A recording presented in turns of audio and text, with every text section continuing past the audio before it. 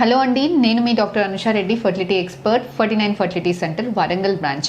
ఈరోజు మనం ఈ వీడియోలో న్యాచురల్ ప్రెగ్నెన్సీ రావడానికి ఐడియల్ ఏజ్ ఏంటి, మగవాళ్ళల్లో ఆడవాళ్ళల్లో ideal age to plan pregnancy ఏంటి, ఒకవేళ అడ్వాన్స్ ఏజ్ అంటే వయసు అవుతున్న కొద్దీ ప్రెగ్నెన్సీస్ ప్లాన్ చేసుకున్నప్పుడు ఎటువంటి ఇబ్బందులు ఎదురవుతాయి, దాన్ని మనం ఎలా ఓవర్కమ్ చేయొచ్చు అన్న దాని గురించి ఈరోజు మనం ఈ వీడియోలో మాట్లాడుకుందాం.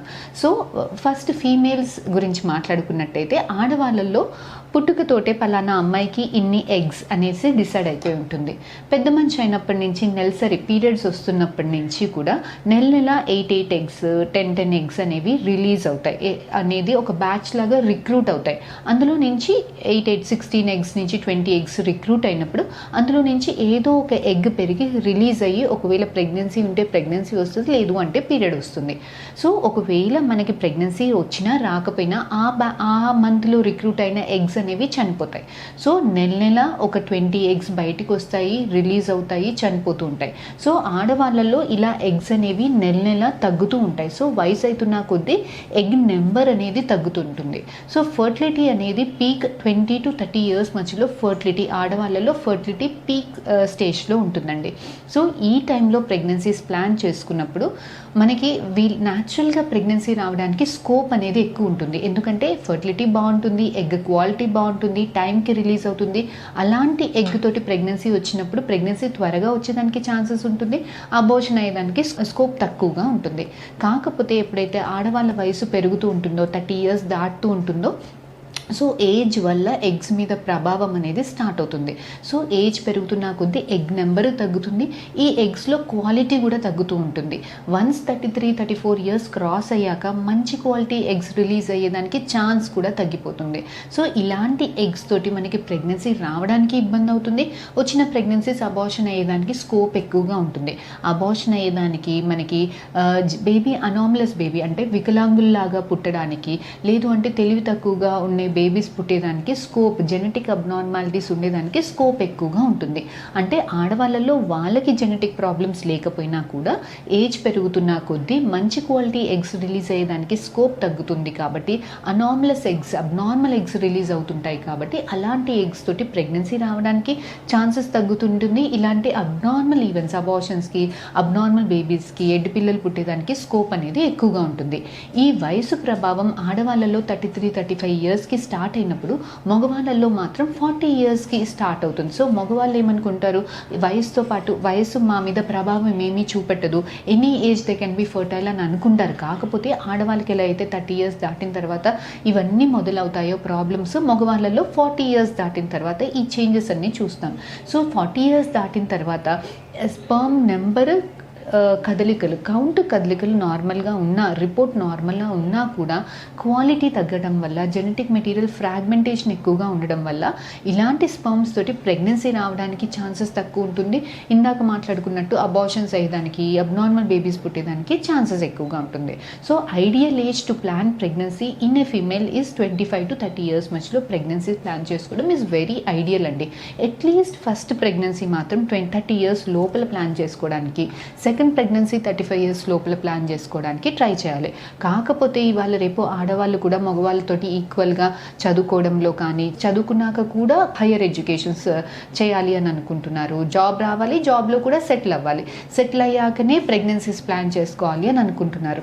ఈ క్రమంలో వయసు అవుతున్న కొద్దీ మనకి ఎగ్ ఫర్టిలిటీ అనేది తగ్గిపోతుంది కదా. సో తర్వాత వాళ్ళు ప్రెగ్నెన్సీస్ ఎప్పుడు ప్లాన్ చేస్తున్నారు అంటే, వాళ్ళ ఫర్టిలిటీ తగ్గుతున్న స్టేజ్లో ప్రెగ్నెన్సీస్ ప్లాన్ చేసుకోవడం వల్ల ఇలాంటి ఫర్టిలిటీ స్పెషలిస్ట్ అవసరం పడేది ఎక్కువగా, అంటే ట్రీట్మెంట్స్ అవసరం పడేదానికి స్కోప్ ఎక్కువగా ఉంటుంది. సో ఇలాంటిది అవాయిడ్ చేయాలి అని అంటే మరి ఏం చేయాలి అని అంటే, మీరు ఒకవేళ 30 ఇయర్స్ లోపల ప్రెగ్నెన్సీ ప్లాన్ చేసుకోవడం వీలు అవ్వట్లేదు అని అంటే, ఒకసారి మీ ఫర్టిలిటీ డాక్టర్స్ని కన్సల్ట్ అవ్వండి. కన్సల్ట్ అవ్వి మీ ఎగ్ రిజర్వ్ ఎంత ఉంది అన్నది ఒకసారి చెక్ చేసుకోండి. ఎగ్ రిజర్వ్ బాగుంది, ఎగ్ రిజర్వ్ ఎలా చెక్ చేసుకోవాలి, పీరియడ్ వచ్చిన సెకండ్ డే స్కాన్ చేసి ఎన్ని ఎగ్స్ ఉన్నాయి అన్నది మీ డాక్టర్ మీకు చెప్తారు. అలా కాకుండా బ్లడ్లో AMH టెస్ట్ వల్ల కూడా మనకి ఎగ్ రిజర్వ్ ఎంత ఉంది అన్నది మనకి ఐడియా వస్తుంది.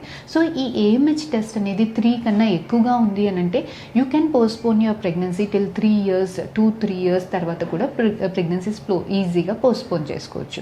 లేదు ఎగ్ రిజర్వ్ 2 to 3 మధ్యలో ఉంది అని అంటే నాట్ మోర్ దెన్ 1 year అండి. ఏఎంహెచ్ అనేది 1.5 to 2 మధ్యలో ఉందంటే please don't postpone your pregnancies అండి. సో ఇలాంటి వాళ్ళు వీలెంత తొందరగా కన్సీవ్ అయితే బెటర్. కాకపోతే ఎవరైతే ఏఎంహెచ్ 1.5 కన్నా తక్కువగా ఉందో ఇలాంటి వాళ్ళకి లోపల ఎగ్స్ అయిపోతున్నాయి అన్న సైరన్ మోగుతుంది అనమాట. It is an indicator of impending like లో ఓవేరియన్ రిజర్వ్. సో ఇలాంటి వాళ్ళు వీలెంత తొందరగా ట్రీట్మెంట్స్ తీసుకొని న్యాచురల్గా అయితే న్యాచురల్గా ఐయుఐ ట్రీట్మెంట్స్లో అవసరం పడితే ఐవీఎఫ్ ట్రీట్మెంట్స్ మటుకి కూడా వెళ్ళి వీలెంత త్వరగా ప్రెగ్నెన్సీస్ తెచ్చుకోవడం అనేది very very very important.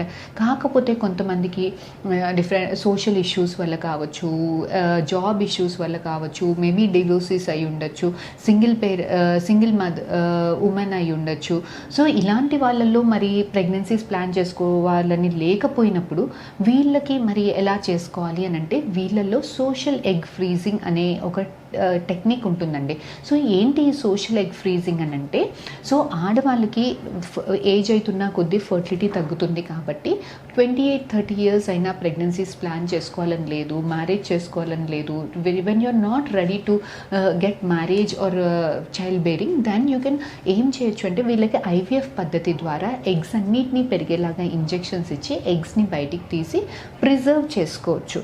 So ఇలాంటి వాళ్ళు రేపు పెళ్లి చేసుకున్నప్పుడు లేదంటే రేపు ప్రెగ్నెన్సీ ప్లాన్ చేసుకోవాలి అని అనుకున్నప్పుడు వాళ్ళ పార్ట్నర్ స్పర్మ్ తోటి మిక్స్ చేసుకొని ఎంబ్రియో బేబీని తయారు చేసుకొని వాళ్ళ యూట్రస్ లోపల మనం ఇంప్లాంట్ చేసినప్పుడు వాళ్ళ ఎగ్స్ తోటి వాళ్ళకి కన్సీవ్ అయ్యేదానికి స్కోప్ అనేది చాలా చాలా చాలా ఎక్కువ ఉంటుందండి.